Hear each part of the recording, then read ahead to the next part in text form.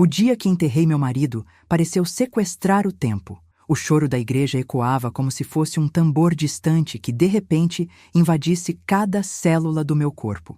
A chuva desenhava linhas azuis nas paredes de vidro do saguão e cada gota parecia uma pequena lâmina que me punha de joelhos. As mãos tremiam, não apenas pela perda, mas pela repetição de perguntas que não tinham respostas. Como seguir em frente sem alguém que era tudo? Até os silêncios de casa, até as contas que ainda precisavam ser pagas, até as crianças que olhavam para mim como se eu pudesse desaparecer junto com aquele caixão que descia aos poucos para o esquife. Meu celular tocou quando a comoção ainda não se dissipara completamente. O identificador piscou com uma gravata de ouro que eu não reconhecia de primeira. O tipo de ligação que chega nos momentos errados, como se o universo dissesse: você não pode simplesmente chorar ainda. Há algo maior acontecendo, algo que não cabe nas lágrimas. Eu respirei fundo, segurei o peso da respiração por um instante e atendi sem perguntar. A voz do outro lado era lisa como mármore, dominar o tom da conversa com uma clareza que me deu arrepios. Você precisa vir agora, disse o homem, sem cerimônias. Não houve salamene, não houve condolências. Era uma ordem, não uma súplica. Tenho algo para mostrar. A maneira como ele pronunciou cada palavra sugeria que não havia espaço para hesitação, e o problema não era apenas o que ele iria mostrar, mas o fato de que, de alguma forma, o tempo entre a minha dor e a minha resposta poderia se tornar perigoso. Ele não se deu ao trabalho de explicar. Apenas informou que não devia contar aos seus filhos, que havia um risco real, iminente, que poderia se tornar pior do que a perda que eu já carregava. Em outra voz, que não era a dele, ou talvez a mesma voz instrumental que diz tudo sem dizer nada, ouvi dizer que aquele segredo não era apenas meu para carregar.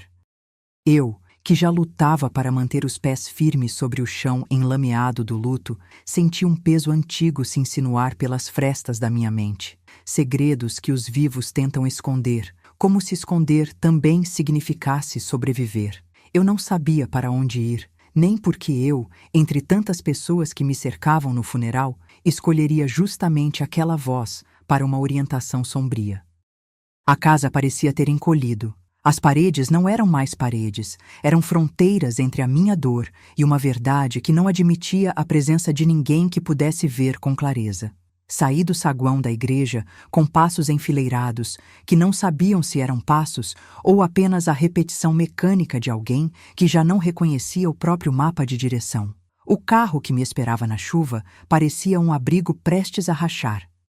O caminho até o lugar onde ele pediu para eu ir foi um percurso pela cidade que parecia ter se esquecido de respirar. As ruas, antes tão familiares, agora tinham um ar de segredo. Cada cruzamento era uma bifurcação entre o que eu amava e o que eu temia, entre a minha vida de antes e o que poderia ser depois de tudo. O bairro onde ele dizia que havia algo para ver era um mosaico de luzes frias, paredes de concreto e vidros que refletiam o meu rosto já sem lágrima, apenas com a expressão rígida de alguém que, por instinto, não deveria confiar em ninguém, nem mesmo em si mesma. Ao chegar ao prédio dele, notou-se a diferença entre a minha dor e o que me esperava. Uma sala particular, um saguão de segurança que não fazia parte do meu cotidiano, com câmeras que olhavam como olhos curiosos e um silêncio que pesava como uma cortina de ferro. O elevador subiu com uma brisa fria que godos da minha pele, e o mundo lá em cima parecia menor, mais contido, como se cada coisa interessante tivesse se movido para trás de uma porta que alguém mantinha fechada para que ninguém pudesse ver. Eu entrei no corredor e senti algo que eu não sabia nomear. Não era apenas medo, era a sensação de que cada passo que eu dava ali me afastava de uma inocência que eu nem sabia que ainda possuía. O homem que me abriu a porta era, antes de tudo, uma presença. O tipo de pessoa que não implora, que não justifica, que apenas diz: esteja preparada para ouvir algo que pode te destruir ou te salvar, dependendo de como você olhar. A sala onde o encontro aconteceria era somente uma sala, mas parecia uma câmara de eco, onde cada pensamento meu, por mais tímido que fosse, encontrava a reverberação de uma verdade que não cabia em palavras simples. O que me atingiu ali, antes mesmo de qualquer coisa ser dito, foi a insistência de que o que viria não era uma explicação, mas uma revelação. O tipo de revelação que não pede permissão, que não respeita o tempo, nem o luto, que chega com a frieza de quem sabe que o nosso coração pode se desintegrar diante dela, mas que a gente ainda assim tem a obrigação de encarar. O silêncio dele não era vazio. Era uma promessa de que, assim que as portas se abrirem para o que está por vir, eu estaria sozinha com a verdade, sem a mão dos meus filhos para me segurar, sem a voz de quem me amava para me acalmar, apenas eu, o peso das escolhas e a sombra de um segredo que se recusava a ficar escondido. Quando a porta se abriu ao meu lado, o mundo parou de girar por um instante que pareceu durar uma eternidade.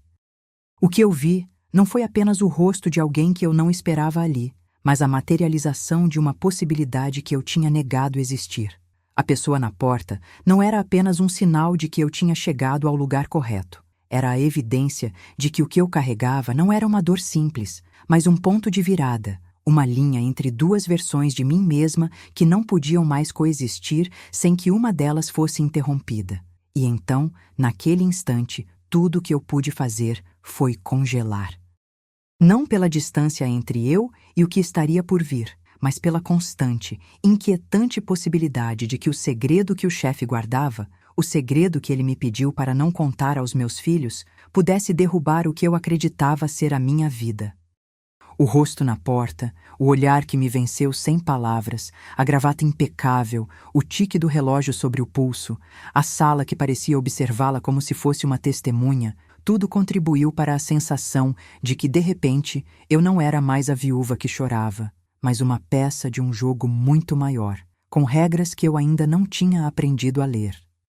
E foi nesse momento de peso silencioso que a primeira peça do quebra-cabeça começou a se encaixar. Não era apenas sobre um segredo guardado, nem sobre a preocupação com os filhos. Era sobre a presença de alguém que sabia que a minha resposta, aqui e agora, poderia mudar tudo. A porta de trás da sala, a menos de um passo de distância, parecia prometer uma saída falsa ou uma armadilha bem camuflada. E a silhueta que se manteve imóvel na linha de visão, entre a luz fantasmagórica que atravessava o vidro, era o tipo de personagem que eu reconheceria mesmo sem nome, aquele que transforma uma notícia comum em um preâmbulo de uma tempestade. Eu respirei fundo e tentei organizar minhas palavras, não para o homem diante de mim, mas para o bebê adormecido que, em algum lugar dentro de mim, ainda precisava acreditar que havia um caminho seguro, que o amor que eu recebia poderia servir como bússola, e que, por mais escuro que fosse o caminho, eu poderia encontrar um modo de atravessá-lo sem perder quem eu sou.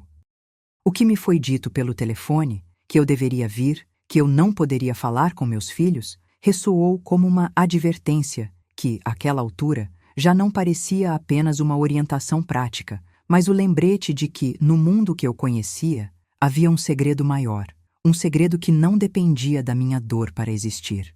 O que me fez estremecer, mais do que a ameaça em si, foi a certeza de que eu não poderia simplesmente recusar. Eu não poderia simplesmente deixar que aquilo ficasse para trás como mais uma consequência de uma perda que já era pesada o suficiente para que meus ombros sentissem a fadiga pela primeira vez. Se aquilo que o chefe tinha para mostrar era realmente algo que poderia colocar meus filhos em risco, eu precisava saber, precisava ouvir a verdade com meus próprios ouvidos. E mesmo que a verdade fosse destrutiva, eu também sabia que não poderia fingir que não aconteceu. A vida, de repente, parecia exigir uma coragem que eu não sabia se ainda possuía, mas que, na hora exata, eu descobri que já existia dentro de mim, escondida sob o luto, pronta para se erguer. O dia ainda não tinha acabado, e a verdade ainda não tinha chegado ao meu rosto como uma mão que não sabe se é calor ou fria, apenas sabe que precisa tocar.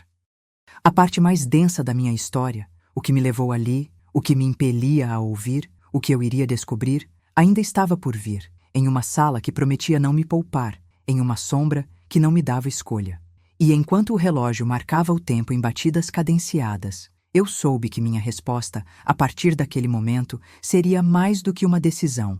Seria uma encruzilhada que definiria quem eu seria, mesmo quando o mundo disser que a pessoa que eu amava já não existe mais. Congelei diante da porta, não apenas por medo, mas por uma mudança de percepção.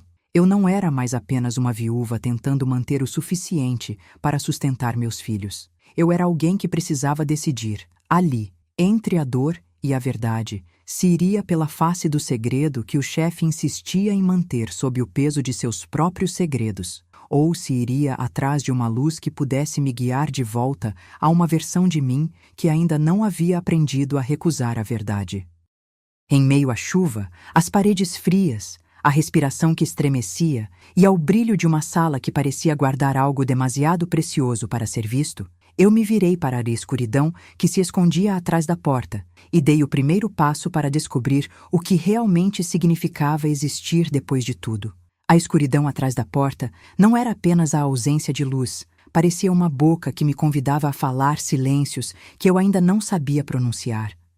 O chefe ficou em silêncio, deixando que o peso da sala preenchesse o espaço entre nós, até que, com um movimento mínimo, ele indicou a cadeira à minha frente. O som do freio da respiração, o estalar do vidro frio da mesa, o zumbido baixo de um ar-condicionado que insistia em soprar sem pressa. Tudo parecia parte de um ritual, uma coreografia que me colocava diante de algo maior do que a minha dor. Ele não se deu ao trabalho de começar com gentilezas. Olhei nos seus olhos, que eram tão controlados quanto uma estátua, e percebi que ali a cortina entre o mundo do luto e o mundo de segredos já não existia. Ele abriu uma pasta que parecia ter sido desenhada para uma cerimônia de revelação. Um envelope, uma caixa de metal com chave e, sobre a mesa, um tablet cuja tela brilhava com a luz pálida de um arquivo que não era para meus olhos sem antes passar pelo fogo da verdade. Ele não piscou quando me entregou o tablet. Apenas disse, com a voz que eu já reconhecia pela repetição de reuniões intermináveis e contratos assinados às pressas: "Não conte aos seus filhos, você estará em perigo." A palavra perigo caiu na minha cabeça como uma pedra na água. A superfície ficou quieta, mas o fundo começou a se mover, lento, invisível, capaz de arrastar tudo que eu amasse para baixo. Peguei o tablet quase com reverência, como se fosse o único objeto capaz de manter meus pés no chão enquanto o mundo ao meu redor desabava em silêncio. Quando toquei na tela, a imagem começou a pulsar. Uma tela de vídeo que, veladamente, respirava com a respiração de alguém que não deveria estar ali. O vídeo estava curto, mas suficiente para cortar o ar entre nós, para transformar perguntas em verdades cruéis. O rosto do meu marido apareceu primeiro em sombras, como se alguém tivesse filmado de longe uma conversa que não deveria ser vista por ninguém que não estivesse destinado a vê-la. Ele falava baixo, a voz carregada de uma tensão que eu não reconhecia, como se estivesse segurando algo entre os dentes para que não escapasse. A câmera aproximou-se de um envelope que ele segurava com mãos firmes, mãos que eu lembrava tremendo, apenas diante do peso de uma decisão difícil. Ele entregou o envelope a uma pessoa de terno escuro, cuja expressão era impenetrável, e depois se afastou, como quem sabe que o que acabou de fazer era algo que o corpo não deveria suportar. Enquanto o vídeo avançava, meu coração começou a perceber a cadência daquilo que se revelava. Não era apenas uma fofoca corporativa, nem uma intriga entre chefes. Era a história de uma tentativa de proteger alguém que eu ainda amava, ainda que a forma de proteção fosse tão áspera que eu quase não pudesse respirar. Meu marido, naquela lembrança em preto e branco, falava com uma urgência que não combinava com a vida comum de quem acordava, tomava café e levava as crianças à escola. Ele falava sobre uma rede de transações, sobre documentos que provavam crimes de uma parte da empresa que não aceitava ser exposta, sobre um segredo capaz de destruir reputações, carreiras, famílias. O envelope que ele entregou pareceu ter o peso de uma culpa antiga. A pessoa recebeu com mãos que tremiam apenas por um instante, o tempo suficiente para que eu percebesse o que a cena não dizia, que aquele segredo não era apenas dinheiro, mas uma fissura que poderia abrir uma porta para o retorno de uma ameaça. O vídeo cortou para uma imagem de um cofre escondido em um armário que somente funcionários de confiança sabiam como encontrar.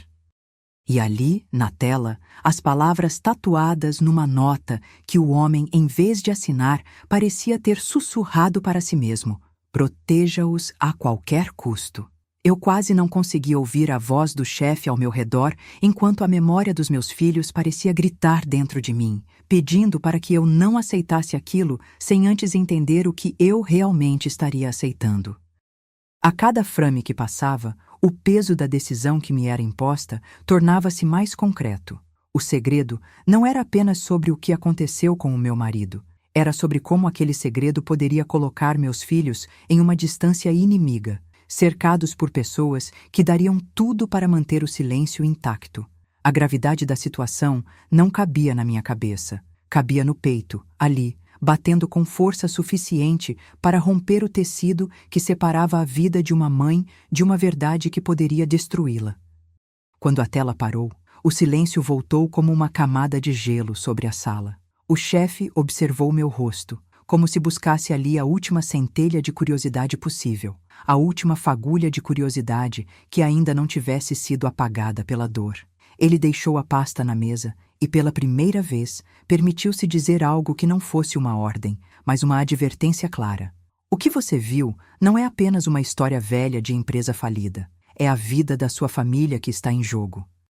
E, por um instante, a forma como ele pronunciou as palavras deu-me a entender que ele não estava apenas avisando por avisar. Ele estava oferecendo uma escolha. A sala pareceu encolher ainda mais quando o peso da revelação começou a se dissolver em pequenas partículas de medo. Medo de quem poderia aparecer na calçada de casa. Medo de quem poderia ligar para o seu celular a qualquer momento para cobrar silêncio. Medo de que alguém pudesse usar o que foi visto para nos aproximar de uma arma invisível que não se pode ver, mas que pode ferir. O envelope, o cofre, o vídeo. Tudo indicava que a verdade era uma arma certa contra uma ameaça ainda invisível, mas que já deixava rastros onde eu pisava. Eu me sentei direito na cadeira, tentando não tremer, como se a minha dignidade pudesse manter a linha entre o que era certo e o que era perigoso. E então, o chefe abriu a boca novamente, sem pressa, como alguém que sabe que a próxima palavra pode mudar tudo. Agora, você sabe o que precisa saber. Não conte aos seus filhos até que eu tenha certeza de que eles estão protegidos, ou até que o mundo pare de olhar para nós com curiosidade cruel. Ele disse isso com uma calma que parecia impossível de sustentar, como se a própria sala aceitasse o peso da decisão que pesava sobre nós. E ali, no meio daquele silêncio quase religioso, eu percebi que a minha resposta não era apenas aceitar ou recusar. Era escolher entre deixar que a verdade corroesse minha paz ou mergulhar na escuridão para segurá-la firme, até que pudesse encontrar uma maneira de protegê-los sem que a vida que eu ainda sonhava para eles fosse dilacerada pelo segredo. Quando me levantei, o peso do tablet nas mãos parecia uma âncora que me prendia ao chão. Um lembrete de que o que eu tinha acabado de ver não era apenas uma história para os meus ouvidos, mas uma promessa de que, se eu avançasse, eu entraria em uma tempestade que não seria capaz de prever. O chefe não me acompanhou até a porta. Ficou olhando como se soubesse que, ao sair, eu carregaria comigo uma nova verdade, uma resposta que poderia apagar a última imagem de meu marido que restava em mim, ou, quem sabe, acender a primeira fagulha de uma vida que eu ainda tinha o direito de escolher reconstruir. A chuva ainda caía do lado de fora, batendo nos vidros com o mesmo ritmo de um coração que se recusa a abandonar a luta. Eu caminhei para fora da sala com o tablet sob o braço, e cada passo parecia medir o espaço entre o que eu já era e o que eu precisava me tornar para proteger meus filhos. Não havia mais perguntas sem resposta. Apenas uma certeza incomoda. A minha coragem seria o único caminho para manter intacta a memória do meu marido e a segurança da minha família. E, enquanto eu atravessava o corredor, ouvi o eco distante de uma risada baixa, não de alguém que celebra, mas de alguém que sabe que o jogo ainda está apenas começando. O retorno para casa parecia menos uma volta a um lugar conhecido do que uma passagem abrupta para um novo abismo, onde cada objeto comum poderia esconder uma pista, cada silêncio poderia carregar uma ameaça. A chuva continuava a bater nos vidros da avenida como se quisesse lavar o meu cansaço, mas não o suficiente para apagar o peso que me havia sido imposto. No interior do carro, o tablet resistia no meu colo, ainda morno pela tela que respirava com as imagens de antes, agora convertidas em promessas perigosas. O envelope brilhava com um brilho sujo sobre a mesa, e cada relevo de papel parecia insinuar que aquela história não terminaria ali, na sala da reunião, mas iria me acompanhar nos corredores escuros da casa, nos corredores escuros da minha própria memória. Ao chegar, fechei a porta com mais força do que o necessário, como se o som do trinco pudesse selar, de alguma forma, o destino que começou a se revelar ali, entre uma tela que ainda exibia o rosto do marido e uma nota que parecia ter respiração própria. O apartamento, antes um ninho de lembranças, transformava-se em cenário de vigilância silenciosa. Cada móvel era uma testemunha, cada sombra, uma possibilidade de ameaça real. A iluminação era mínima, o que ajudava a que o tablet projetasse na minha pele o brilho de uma verdade que parecia cada vez menos humana e mais cortante.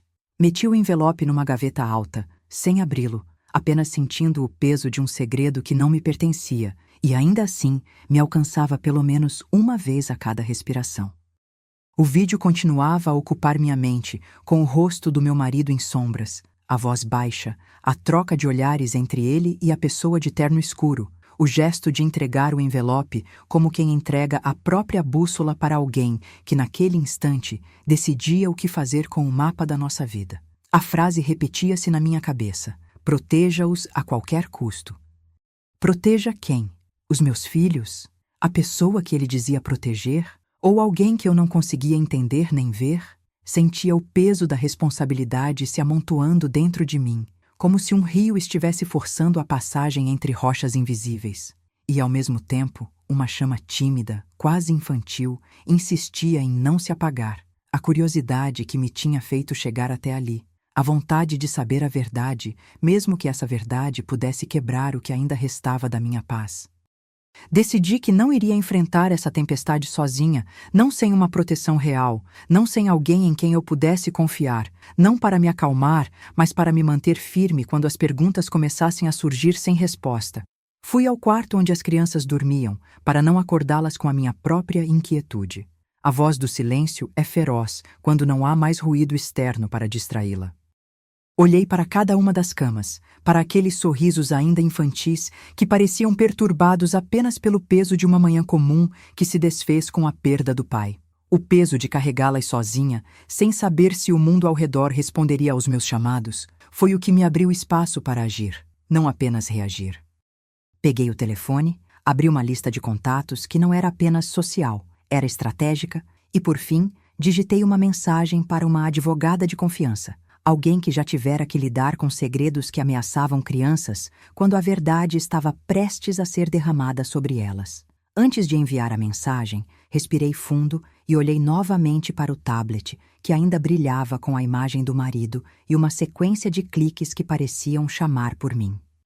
O envelope na gaveta precisava de uma decisão: abrir agora e descobrir o que o segredo realmente continha, ou manter a distância, preservar a minha sanidade por mais algumas horas, até que eu pudesse reunir forças para enfrentar o que viria. O que eu não percebi ainda era que, ao escolher abrir ou esconder, eu escolheria não apenas o que confiar, mas quem eu seria quando tudo estivesse dito e feito. A campainha tocou de longe, um tilintar quase como um lembrete de que o mundo ainda respirava do outro lado da minha porta. Não era a voz do marido ou do chefe, mas uma voz que, de tão comum, poderia passar despercebida. A pessoa de serviço que, por qualquer motivo, reconheceu os passos apressados que acompanham uma decisão de última hora. Ela perguntou se poderia subir, com uma voz que não carregava pressa nem medo, apenas o cuidado típico de quem sabe que o lar pode ser o primeiro lugar a quem precisa se proteger. Eu lhe abri a porta sem dizer muito, apenas com uma expressão que já dizia que eu precisava de companhia sem expor minhas cartas. Conversa ocasional com a dona de serviço, uma presença prática que conhece os segredos do prédio e, por consequência, os segredos de quem vive ali. Ela percebeu o peso nos meus olhos, a tensão nas juntas das minhas mãos, o modo como eu mantinha o tablet afastado, como se o objeto fosse uma espécie de arma que eu precisava manter longe do meu próprio coração. Perguntou se eu estava bem. Eu apenas confirmei com um aceno apagado, e sem pedir explicações, ela se ofereceu para ficar comigo por alguns momentos, para vigiar a casa enquanto eu decidia como seguir adiante. Foi então que, entre o silêncio de casa e o brilho frio do tablet, eu tomei uma decisão que não era sobre medo, mas sobre responsabilidade. Eu não ia enfrentar essa tempestade sozinha. Liguei para a advogada, expliquei rapidamente que havia um material sensível, um vídeo, um envelope, que poderia colocar meus filhos em risco. Pedi para marcar uma reunião na manhã seguinte, em um lugar neutro, onde eu pudesse falar sem o risco de ser interceptada por olhos curiosos ou ouvidos interessados. A advogada não hesitou em oferecer total discrição, o que para mim era uma das primeiras marcas de que eu poderia confiar naquela pessoa. Enquanto ela falava, eu me permiti respirar por alguns segundos, ouvindo o ruído suave do ar-condicionado, o zumbido distante de uma cidade ainda acordada, e percebi que o mundo não ia parar. Ele apenas aguardava a sanidade de uma decisão. O envelope, ainda em minha gaveta, parecia pulsar de um modo particular. Não era apenas papel. Era uma promessa de que a vida poderia, de fato, mudar de direção. Talvez para proteger quem eu amava. Talvez para colocar meus medos à prova. Eu, que sempre pensei que a dor fosse o fim, descobri que poderia ser o começo de uma jornada. Não de revelação fácil, mas de uma estratégia para manter meus filhos seguros, para impedir que o segredo fosse usado contra eles. A noite avançava com uma cadência lenta, cada minuto pesando como uma moeda antiga que eu precisava guardar com cuidado para não perdê-la. Antes de me deitar, eu me sentei diante da janela, olhando a cidade que brilhava como um oceano de pontos de luz. O som da chuva lá fora parecia até mais distante do que o meu próprio coração precisava admitir. E ali, no silêncio que se estendia entre o peso do passado e o peso do que ainda estaria por vir, eu prometi a mim mesma uma coisa. Não vou me deixar desintegrar pela verdade, ainda que ela venha cravada em vidro, em papel, em uma tela de tablet. Vou transformar esse segredo em um escudo, não em uma lâmina que me fere e fere meus filhos. Quando o sono finalmente tentou me aganar com o seu manto, eu ainda ouvi, na distância de meus pensamentos, o riso baixo que ecoava na sala de onde viera a primeira sombra de uma ameaça. Não era risada de vitória, era um suspiro de alguém que sabe que o jogo está apenas começando. E nessa noite, eu fechei os olhos com uma decisão que ainda não tinha corpo, mas que já tinha norte. Amanhã eu encontraria respostas, traria à luz as peças que faltavam e protegeria o que mais significava neste mundo: meus filhos, minha memória, a verdade que ainda não havia sido dita em voz alta, mas que já ecoava nos corredores da minha vida. O sol ainda não havia varrido a cidade quando a campainha tocou de novo, desta vez com a cadência contida de quem já sabe o peso de cada palavra que vai atravessar a porta. A advogada chegou acompanhada pela dona de serviço, que permaneceu na sala de estar como uma testemunha silenciosa, o olhar atento a cada movimento meu e do objeto que eu carregava, o tablet ainda morno pela história que não me largava. A advogada era alta, com o ar de quem já tinha visto de perto o que a ambição humana pode esconder, e trouxe consigo não apenas uma pasta, mas uma espécie de prudência que parecia respirar no espaço entre as sanções legais e a proteção de uma mãe. Sentamos na sala mais neutra do apartamento, onde o silêncio parecia ter uma cor própria, tão grave quanto o tom da gravata que ele usava na reunião da semana anterior.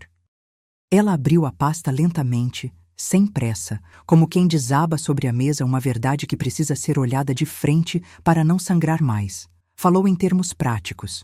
O vídeo e o envelope não eram apenas lembranças de uma vida que terminou. Eram evidências que poderiam desvelar crimes de uma parte da empresa que insistia em manter o dinheiro e as pessoas quietas. Não havia drama em suas palavras, apenas uma clareza fria de quem sabe que cada detalhe pode virar a balança entre segurança e desastre. A advogada pediu para que eu repetisse tudo o que havia visto, ouvido, sentido desde o início daquele dia. Repeti com a voz ainda trêmula, cada frame do vídeo, cada gesto do marido entregando o envelope, cada assinatura que aparecia na tela como se fosse o destino assinado por alguém muito poderoso para ser contestado. Ela anotou datas, nomes, possibilidades de caminhos legais, ações que eu poderia tomar para impedir que o segredo fosse usado como arma contra meus filhos. A dona de serviço, que ouvia discretamente do lado, acenou com a cabeça, como se pudesse entender a gravidade pelo simples peso das palavras no ar. Entre os papéis, surgiram também perguntas que pesavam com menos medo e mais responsabilidade. Quem, efetivamente, exigiria proteção para as crianças? Quem poderia garantir que o segredo não seria explorado para constranger, chantagear ou delinear um novo tipo de violência? A advogada sugeriu uma estratégia de longo alcance, que envolvia não apenas o segredo revelado, mas a construção de uma rede de segurança ao redor da casa e da vida cotidiana da minha família. Ela falou com cuidado sobre a necessidade de preservar a normalidade onde fosse possível, as rotinas habituais, a escola, os pequenos gestos de cuidado com os filhos, para não entregar a vida à sombra do que já tinha sido visto. A conversa avançou para o que fazer nos próximos dias. Reuniões discretas, preservação de provas, a construção de um dossiê que pudesse ser apresentado às autoridades se o peso da ameaça começasse a se manifestar de forma concreta. A advogada pediu que eu não falasse do conteúdo para ninguém, além de quem fosse indispensável, para não transformar curiosidade em catalisador de perigo. A dona de serviço, observando, ofereceu-se para ajudar na logística doméstica, para que eu pudesse manter o foco na proteção das crianças, sem ceder ao pânico que às vezes parecia querer tomar conta da casa. Saímos com um compromisso claro: agir com prudência, mas com decisão, sem ferir o que ainda restava de nossa vida cotidiana. Ao voltar para casa, o tablet repousou ao meu lado na mesa da cozinha, como uma âncora que não pode ser lançada, mesmo que o mar à minha frente seja feito de dúvidas. O envelope continuava escondido na gaveta alta, ainda sem ser aberto, porque a advogada me pediu para guardar o conteúdo até que as peças do quebra-cabeça pudessem ser reunidas com segurança. A noite caiu com uma insistência de quem sabe que a verdade não escolhe hora para aparecer. E eu, entre a insistência da chuva do lado de fora e a firmeza do que eu havia decidido dentro de casa, compreendi que o segredo não era apenas uma história antiga de empresa.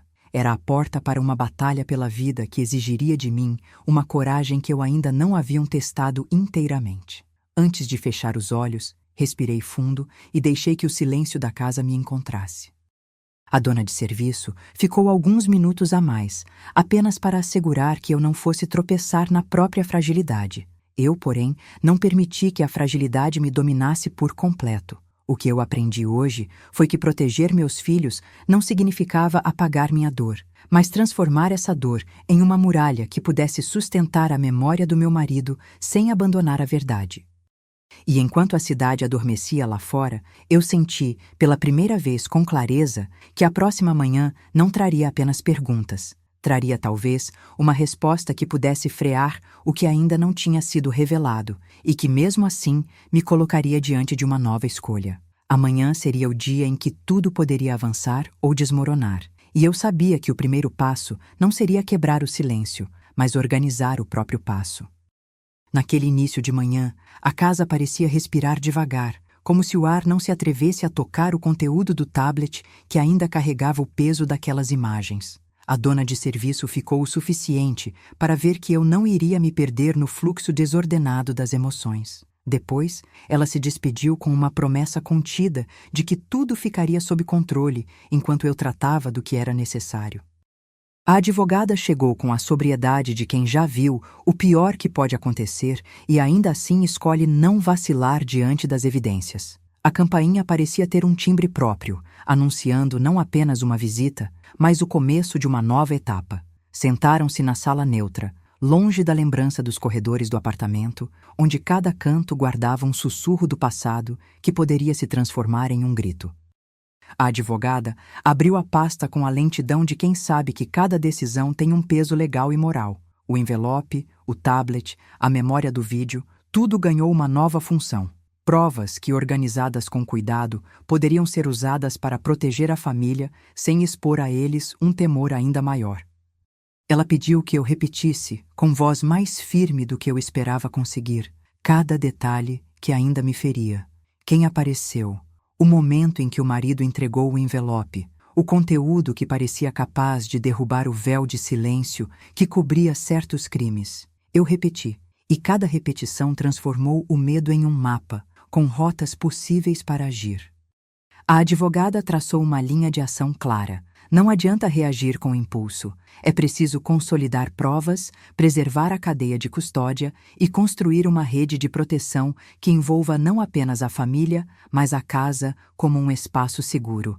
Ela falou em termos de medidas práticas, reuniões discretas com autoridades, protocolos para a proteção dos filhos e uma vigilância que não parecesse invasiva, mas que impedisse que qualquer pessoa mal-intencionada encontrasse brechas. A dona de serviço, de forma contida, ofereceu-se para cuidar da logística diária, para que eu pudesse concentrar meu foco nas decisões que precisavam ser tomadas sem desmoronar diante do peso da responsabilidade. O tablet permaneceu em cima da mesa, seu brilho branco lembrando que a verdade tem consistência, mesmo quando o mundo parece desabar ao redor.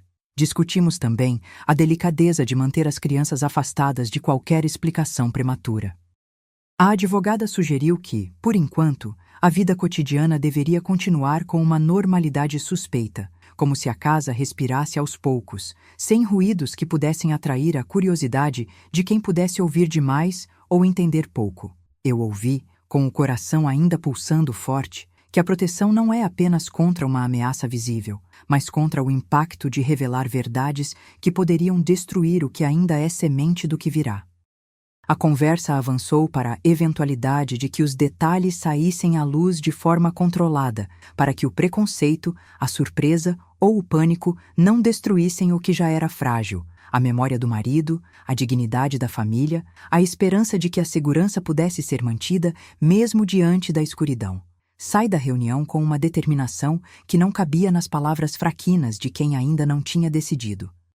A advogada me entregou um cronograma, datas para reuniões, horários para manter as informações sob sigilo, passos para preservar provas e uma rota para dialogar com as autoridades apenas quando fosse indispensável. A dona de serviço, como uma sombra confiável, repetiu que estava ali para apoiar, que o lar precisava de apoio tanto quanto a mãe precisava de coragem. E o tablet, descansando entre as mãos, pareceu responder com o seu brilho técnico, como se a tela compartilhasse uma espécie de respiração lenta que acompanhava o meu próprio. De volta ao apartamento, a rotina tentou impor uma sensação de normalidade que, aos meus olhos, parecia quase cínica diante do peso que carregava. Preparei o café, guardei novamente o envelope na gaveta alta, deixei o tablet ao lado da xícara e ouvi o ranger dos quadros da casa, como se os quadros também sussurrassem sobre o que eu ainda não tinha contado. A advogada pediu para que eu não comentasse nada com ninguém que não fosse imprescindível, para não criar uma rede de boatos que poderia colocar a família em maior perigo. Eu concordei, mesmo sabendo que a distância entre o segredo e a verdade seria uma linha tênue por onde eu precisaria caminhar com cuidado. À noite, sentei diante da janela, observando as luzes da cidade que pareciam, de longe, prometer pequenas seguranças. A chuva caiu mais suave do que nos dias anteriores, como se o tempo estivesse um pouco menos feroz, talvez esperando que eu encontrasse o equilíbrio entre a dor e a responsabilidade. O envelope ainda dormia na gaveta e o tablet continuava a pulsar, não com urgência, mas com uma insistência quase paternal de que havia algo a ser feito, algo que só poderia ser feito com uma estratégia meticulosa e uma coragem que eu ainda não havia testado inteiramente. Eu respirei, arrumei as ideias e, pela primeira vez, reconheci que a minha força não seria apenas sobrevivê-la a cada dia, mas protegê-la de um futuro que poderia se tornar perigoso se não fosse contido. Enquanto adormecia, ouvi, não uma voz, mas o sussurro de uma decisão que já começava a tomar forma dentro de mim. Amanhã eu avançaria, não com o impulso que treme nos ombros, mas com a firmeza de quem sabe exatamente a quem recorrer, quais passos dar e como transformar o medo em uma barreira que sustentasse a memória do meu marido, sem deixar que a incerteza corroesse meus filhos. E no silêncio que se instala entre a minha respiração e o barulho da cidade, a certeza de que ainda havia uma luz acesa dentro de mim se transformou em uma promessa. Não seria apenas a sobrevivência que eu buscaria, seria a proteção de tudo aquilo que ainda poderia florescer, desde que eu aprendesse a caminhar na linha fina entre revelação e cuidado.